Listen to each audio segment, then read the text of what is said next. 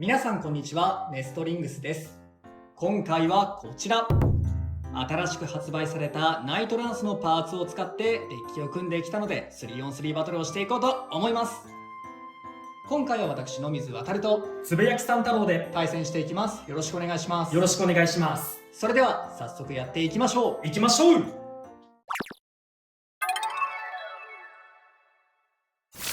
それではまずシュートポジションを決めるじゃんけん。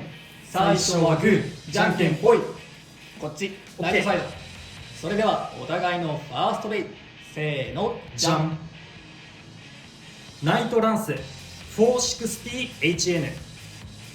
ドランソード 360F。 ファーストバトル、レディーセット。3、2、1、ゴーシュ。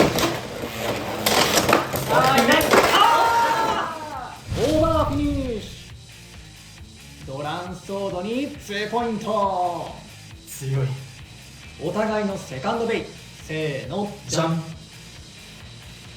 ナイトシールド 360N、 ナイトランス 380B。 セカンドバトル、レディーセット。3、2、1、ゴーシュ。さあ、あんまり暴れてくれ。お互いに接触せず真ん中にくるくる回るような戦い。さあ、上からね、ちょっとね、押さえつけて寝かしたいんだが、危ない。おお、マジ？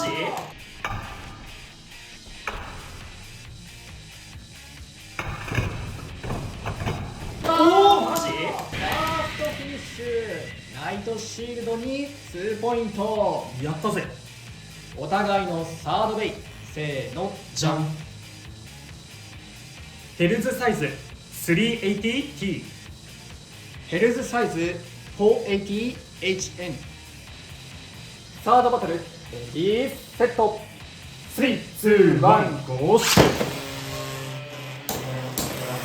わーし、ナイス。わーナイス。ファーストフィニッシュ。つぶやきさん太郎のヘルズサイズに2ポイントということで、この 3on3 バトルの勝者はつぶやきさん太郎でした。やったぜ。まさか2回連続バーストとは。はい、ということで今回はナイトランスのパーツを使って 3on3 バトルをやってきました。いかがだったでしょうか。いや、ナイトランスがちょっと活躍するようなね、場面は見せられなかったんですけど、まあ今回の動画発売してからね、少しだけ数日だけ経った後に、収録してるんですけど、そこまで言っても結構ね、ナイトランスっていうパーツがかなり難しいかなっていうところは感じるところなんですよね。ナイトランスもそうだし、ハイニードルもちょっと難しいかなっていう感じがしますね。買ってすぐにデフォルトの 480HN の状態で使ってたんだけど、やっぱちょっとね、背が高すぎてそうなんですよね。斜めになりやすいなっていうところが、ちょっとデフォルトだとそこが気になったかな。なんかそのハイニードルも姿勢を崩しやすいってところはあるんだけど、これは個体差にもよるかもしれないんだけど、自分のナイトランスがかなり傾きやすくて、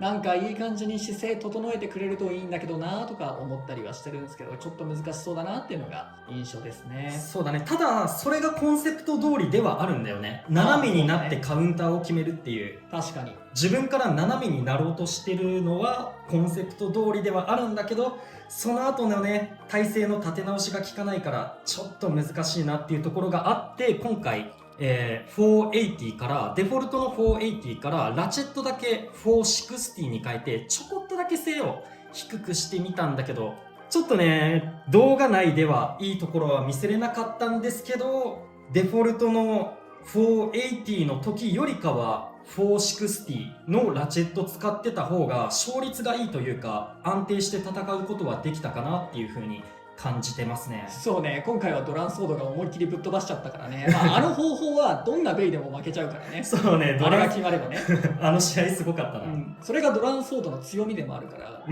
やっぱドランソードデフォで十分強いなっていう、まあちょっと別の話はなるんだけどね。ナイトランスの話に戻るんだけど、ナイトランスは結構バーストしやすいって思うことがあって、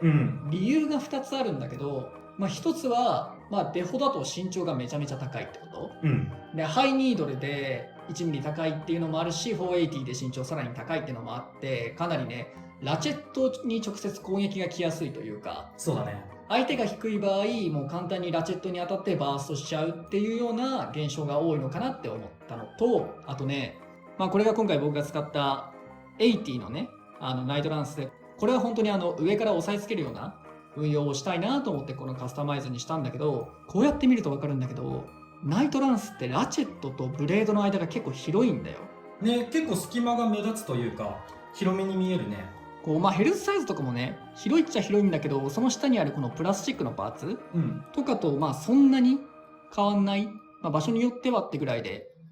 だいたいなんかこう沿うような形になってるんだけど、もうこいつに関しては全然沿わないというか、もう空洞がねできてるっていう感じになってて、まあ、これもちょっとバーストしやすい要因になってるのかなとか思うし、あとめちゃくちゃ弾き飛ばすんだよ。それはでもいいところでもあるね。いやだからその弾き飛ばすってことはめちゃめちゃ引っかかってるってことだから、まあ、結果的に自分のバーストにつながっちゃってるのかなっていうところも感じるところでしたね。そうね。で、自分のラチェットに攻撃を食らわないためにもちょっと斜めにして打ってみたりとか。でもそうすると今度逆側にね、こう向いてる時のこっち側はいいんだけど、こっち側もうもろ出しだから、そうね。こっち側に当たったら即ねバーストしちゃうっていうのもかなり厳しいとこなんですよね。相手にブレードが向けないとね、難しいなやっぱ。であと今回だからその高さっていうのがかなり重要になってくるなって思ったんですけど、なんかねうまくいくと、本当にうまくいくと、今めちゃめちゃ強いって言われているヘルズサイズ B、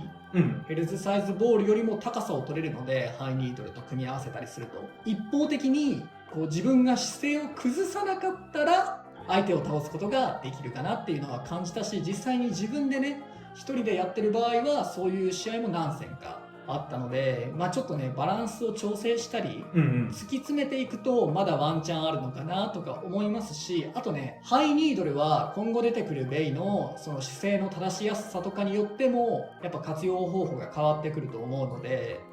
まだ可能性のあるパーツかなとは思いました。あとナイトダンスは、まあ、ちょっと個体差もあるんですけど、そこそこ重めなので、まあ、重量を叩きつけるようなカスタマイズとか、俺が使ったドランソードの上をナイトダンスにするとか、そういったカスタマイズで使うっていうのはまあありかなとは思いますね。そう、高さの話で思い出したんだけど、次回ねランダムブースターが9月9日だっけ、そうに発売されるって話で、次はローフラットっていう新しいビットが登場して、今度はね低くなるっていうのがあるんだよね。楽しみだね。まあそのシャークエッジっていう新しいレアベイも結構注目だと思うし、そのラチェットを下から叩くことが結構バーストにつながったりとか、そういうのが結構あるので、ローフラットもかなり期待できるパーツになってるのかなと思ったりしてます。シャークエッジとローフラットの組み合わせはなんかバースト製造機になりそうで、めちゃめちゃ楽しみ俺は。いやでもやっぱり今回こうやってバーストが結構起きるとかでさ、持久タイプのベイ一強じゃないっていう感じはやっぱりするよね。そうだね。前回撮影撮った時にはあんまりバーストとかオーバーが少なめでスピンで決まることが多めだったから、その時はねバランス調整いいねって思ってたけど、今日はバーストとオーバー連発してたね。ビットだけ外れちゃったやつはどうしてビットだけ外れちゃうのかがあんまり個人的には分かってないんだけど、ビットがなんか当たっちゃうのかな、どっかに。どうなんだろうね。ちょっと動画見直して、どこにぶつかってたのか要チェックだね。まあでも結構こういろんなねベイが輝けるっていう意味ではいい環境なのかなって思いますし、じゃあ全部が全部運ゲーみたいな、なんかもうバーストしたら終わりだし、オーバー取られたら終わりだしみたいなのが全部運ゲーかと言われれば、やっぱりその原因を話すことができるじゃないですか、今こうやって。そうだね。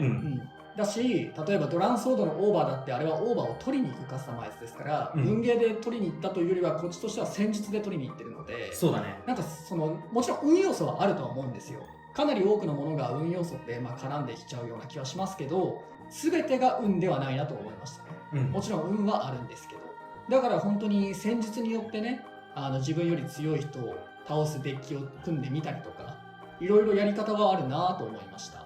そんなベイブレード X 本当にね、いろいろ考えることも多くて楽しいので、バトルもね派手で楽しいので、皆さんもぜひ買って遊んでみてください。